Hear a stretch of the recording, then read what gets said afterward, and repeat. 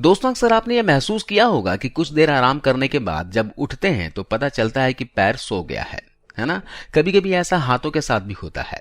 बहुत देर तक आलती पालती मारकर बैठने से भी पैरों में झंझनाहट शुरू हो जाती है। ऐसी फीलिंग आती है जैसे पैर है ही नहीं या उस पर कई सुइयां चुभ ही जा रही हैं। कितना भी मार लो, चूटी काट लो, उस पर कोई असर नहीं होता। लेकिन कुछ देर के बाद, हिलने डुलने के बाद या फिर चलने के बाद सब सही हो जाता है। असल में एक ही पोजीशन में कुछ देर तक बैठने से कुछ नसें दब जाती हैं, जिस वजह से हाथ और पैरों को सही अमाउंट में ऑक्सीजन नहीं मिल पाती। ऑक्सीजन की कमी की वजह से शरीर के पार्ट्स बचाव की मुद्रा में आ जाते हैं। दिमाग को इसका पता चलता है तो वो इन हाथों की मदद करने के लिए हमें झंझनाहट के सिग्नल देता है, जिससे हम चहलकदमी करने के लिए मजबूर हो जाते हैं। दोस्तों अगर हाथ पैर में झुनझुनी की समस्या कभी कभार हो तो ठीक है, लेकिन ये अक्सर आपके साथ होता हो तो आपको सावधान हो जाने की आवश्यकता है, क्योंकि ये किसी बीमारी के लक्षण हो सकते हैं, है ना।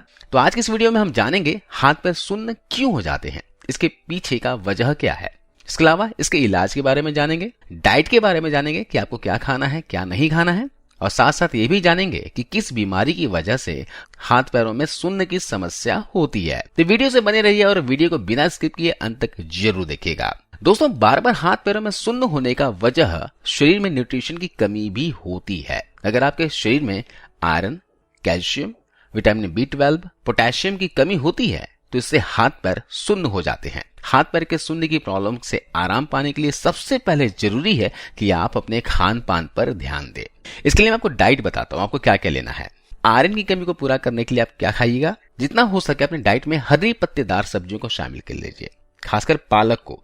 पालक का सीजन भी है और भरपूर पालक का सेवन कीजिए। इसके अलावा दिन में 1 या 2 केला खाइए, मशरूम खाइए, और आलू की सब्जी खाते हो तो आलू की सब्जी को छिलकों के साथ खाइए।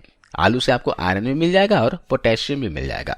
इसके अलावा आप ड्राई फ्रूट्स को भी डाइट में शामिल कर सकते हैं, जैसे खजूर खा लीजिए या फिर छुहारे खा लीजिए, है ना, अनार खा लीजिए या फिर किशमिश खा लीजिए। इन सभी चीजों में से किसी भी चीज को डाइट में शामिल कर लीजिए और रेगुलर कीजिए। आयरन की कमी की वजह से दोस्तों शरीर में हीमोग्लोबिन की कमी हो जाती है, रेड ब्लड सेल्स की कमी हो जाती है। अगर रेड ब्लड सेल्स की कमी हो जाए तो शरीर के अंगों तक प्रॉपर तरीके से ऑक्सीजन की सप्लाई नहीं हो पाती है, जिस वजह से हाथ पैर में सुन्नपन की समस्या होती है। इसके अलावा शरीर में थकान, आलस, कमजोरी की समस्या भी देखी जाती है। तो बताया कि डाइट को अगर आप रेगुलर फॉलो करते हैं तो 10 से 15 दिन के अंदर शरीर में आयरन की कमी पूरी हो जाएगी। इसके अलावा कैल्शियम की कमी को पूरा कीजिए। अब कैल्शियम को पूरा करने के लिए सबसे आसान चीज है दोस्तों दूध।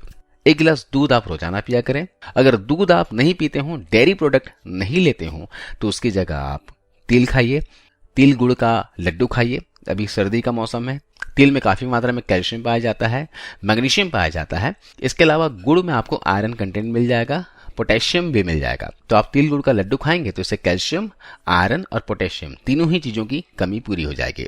इसके अलावा हरी पत्तेदार सब्जियां शामिल कीजिए डाइट में। आप सब्जियों में भिंडी खा सकते हैं। भिंडी जो है कैल्शियम का पावर हाउस होता है। इसके अलावा एक अन्य के बारे में बताता हूं जिसके बारे में आपने सुना भी होगा। देखिए स्क्रीन पर देख रहे हैं, यह है रागी।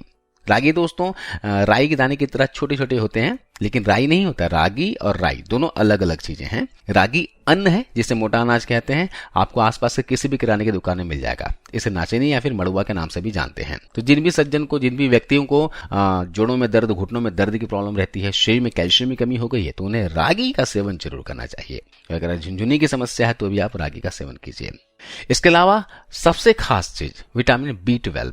आपको बता दूं कि हमारे भारत देश में ही विटामिन B12 की कमी से बहुत लोग जूझ रहे हैं, और खासकर प्योर वेजिटेरियन लोग, जो लोग डेयरी प्रोडक्ट भी नहीं खाते हैं, दूध भी नहीं पीते हैं, उन लोगों में विटामिन B12 की कमी देखी जाती है। वैसे विटामिन B12 एक ऐसा विटामिन है जो खासकर एनिमल प्रोडक्ट में मिलता है, जैसे मांस, मछली, अंडे वगैरह जो नॉन वेजिटेरियन चीजें हैं, इसमें विटामिन B12 काफी मात्रा में पाया जाता है।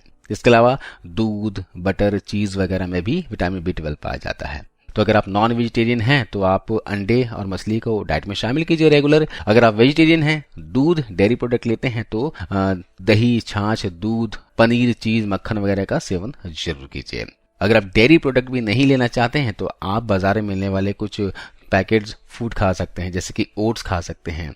ओट्स या सीरियल्स वगैरह खा सकते हैं जिनमें विटामिन B12 काफी मात्रा में ऐड किया जाता है। इसके अलावा पोटेशियम को पूरा करने के लिए आप पालक खाइए, सफेद बीन्स खा लीजिए, है ना, केला खाइए। केला में पोटेशियम काफी मात्रा में होता है। आलू खाइए, जैसे मैंने बताया, आलू में भी पोटेशियम काफी मात्रा में पाया जाता है। तो ये तो हो गया दोस्तों डाइट जिसे आपको फॉलो करना है। इसके अलावा हाथ पैर दिन में कई बार सोने लगे या फिर झंझनाहट खत्म होने में बहुत ज्यादा देर लगने लगे तो इसके पीछे कुछ कारण हो सकते हैं।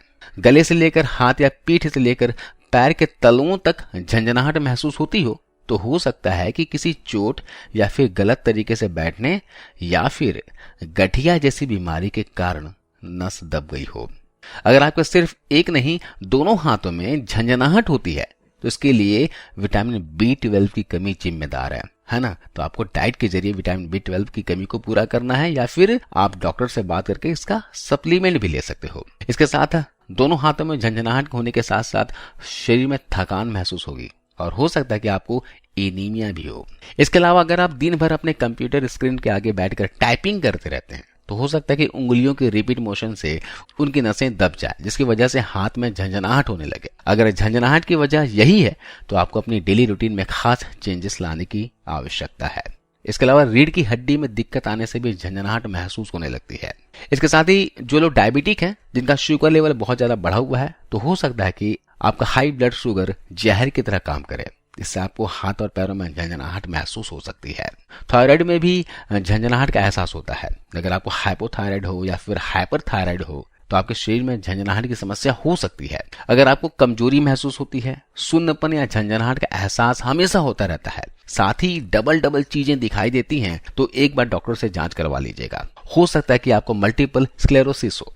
चलिए ये तो कुछ वजह हो गए। अगर आपको इस तरह के सिम्टम्स दिखते हैं आपके शरीर में तो जरूर एक बार जांच करवा लीजिएगा और साथ ही साथ बताया गया डाइट को फॉलो कीजिएगा। मैं आपको कुछ घरेलू नुस्खे बताता हूं जिससे आपका ब्लड सर्कुलेशन बहुत अच्छा हो जाएगा, नसें मजबूत हो जाएंगी और हाथ पैर में झंझनाहट जो हो रही है उस समस्या से आपको छुटकारा मिल जाएगा। तो अभी ठंड का मौसम है तो इस ठंड के मौसम में आप हल्दी और सौंठ वाला दूध पीना शुरू कर दीजिए। हल्दी सौंठ वाला दूध पिएंगे दोस्तों तो इससे आपकी नसें मजबूत हो जाएंगी, नसें आपकी शुद्ध हो जाएंगी और साथ ही साथ ब्लड सर्कुलेशन आपका अच्छा हो जाएगा। आप एक गिलास दूध में 1/4 चम्मच सौंठ पाउडर और 1/4 चम्मच हल्दी पाउडर मिलाकर दूध गर्म कर लीजिए और रात को सोने से आधे घंटे पहले पी लीजिए। इससे दोस्तों आपके शरीर में कैल्शियम भी मिल जाएगा और विटामिन D3 भी मिल जाएगा और साथ ही साथ आपकी हड्डियां मजबूत हो जाएंगी, नींद भी बहुत अच्छी आएगी। अगर आप दूध नहीं पीना चाहते हैं तो एक और उपाय है जिससे आपकी नसें मजबूत हो जाएंगी और झंझनाहट की समस्या से छुटकारा मिल जाएगा। साथ ही साथ अगर नसों में ब्लॉकेज की समस्या हो गई है तो ब्लॉकेज को भी निकालने में ये मदद करेगी। इसके लिए क्या करना है आपको 1 इंच के बराबर आपको दालचीनी लेना है और आधा चम्मच मेथी के दाने लेने हैं। दोनों को पानी में रात भर के लिए भिगोकर छोड़ देना है और सुबह 1 चम्मच शहद के साथ भीगे हुए दालचीनी और मेथी के बीजों को चबा चबा कर खा लेना है और बचे हुए पानी को हल्का सा गुनगुना करके सिप सिप करके खाली पेट पी लेना है। ऐसा आप रेगुलर 15 से 20 दिनों तक फॉलो कीजिए। इससे नसें मजबूत हो जाती हैं, नसों में ब्लड सर्कुलेशन बहुत अच्छे से हो पाएगा और झंझनाहट से आपको छुटकारा मिलेगा। और साथ ही साथ जोड़ों में दर्द, घुटनों में दर्द है, वात से संबंधित रोग है तो उसमें भी आपको फायदा देखने को मिलेगा। तो दोस्तों आज हमने जाना कि हाथ पैर में झुनझुनी क्यों चढ़ जाती है, इसके पीछे का वजह क्या है, किस बीमारी की वजह से हाथ पैर में झुनझुनाहट की समस्या देखी जाती है और इसका इलाज घर पर आप कैसे कर सकते हो। डाइट के बारे में भी मैंने आपको बता दिया है। तो इन सारी चीजों का ध्यान रखिए, साथ में योगा एक्सरसाइज कीजिए। यकीन मानिए 15 दिन के अंदर अंदर आपको फर्क महसूस होगा। उम्मीद है दोस्तों आपको वीडियो, ये जानकारी अच्छी लगी होगी। कैसी लगी आप हमें कमेंट कर बताइएगा और इस वीडियो को अपने दोस्तों के साथ, परिवार के सदस्यों के साथ शेयर कीजिए। क्या पता ये जानकारी किसी के काम आ जाए। आपको इस वीडियो को देखने के लिए बहुत बहुत शुक्रिया।